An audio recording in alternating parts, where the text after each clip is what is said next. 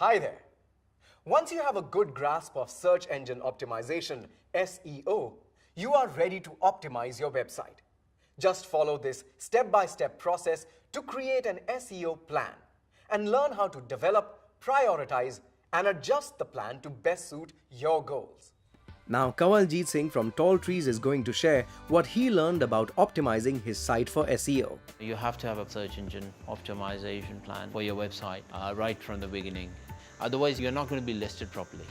I've learned that you can't just use language randomly. My main page has to have words like a resort, Manali, a jungle or forest. You have to name your pictures properly, use the right hashtags, This has to be used in the right way. For example, before I used to say holiday in the mountains. Holiday in the mountains is a huge word. You have to be very specific where you are, what you do, and who your customers are. It has to be very, very targeted. It's an ongoing process, and you just got to keep on fine-tuning it. If someone wants to search about a hotel in Manali, I should be on the first page. Let's say you want to reach new customers for your new handicrafts emporium and online selling service. Your first step should be keyword research. That means finding out what your potential customers are searching for. Are they looking for handcrafted jewelry or decorative items? Are they searching for handloom saris? By the way, if you want to learn more about keyword research, check out our lesson about choosing keywords to focus on. Next, consider related topics. Is terracotta popular? Do requests for papercraft techniques come up? This will help make your keywords more specific and a better match to what your customers are looking for. You should do this at least once a year as part of your SEO plan. Once you've identified good keywords, take a look at how you're doing in search results for those words. How many of these words and phrases bring up your website on a search engine? Are there specific topics that don't bring much traffic to your site? This info will help you figure out what's working for you and what's not. If a popular phrase like handloom saris isn't pointing customers to your site, you can address those missing pieces in your SEO plan. Once you've discovered gaps in your SEO performance, your next step is to think about how to fix them. Maybe none of the content on your site mentions that you can arrange regular seasonal deliveries. Is no one linking to your site?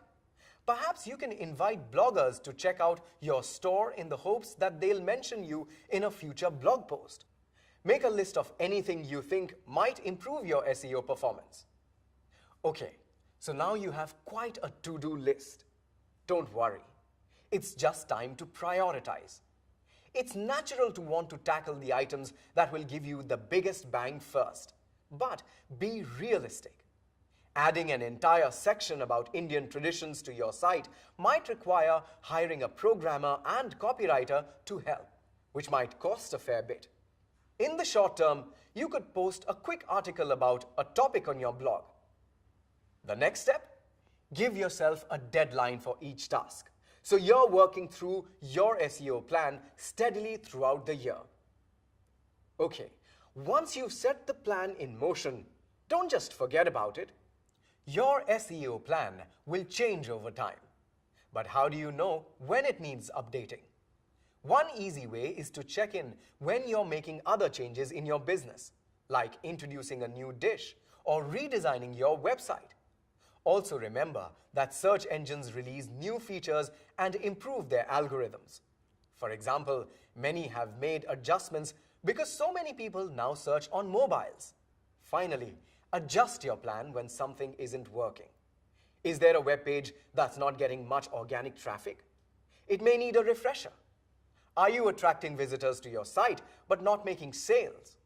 Perhaps you need stronger calls to action. Review your results regularly and shift focus to the areas that need help. And that's how you build an SEO plan. Let's recap. Start with keyword research to understand what your customers are looking for. Then use that info to assess your successes and failures. Brainstorm solutions to improve your weak spots and prioritize them.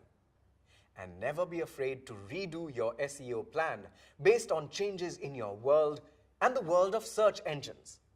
Be sure to check out our lesson explaining the SEO process. That has more helpful information to get your plan in motion.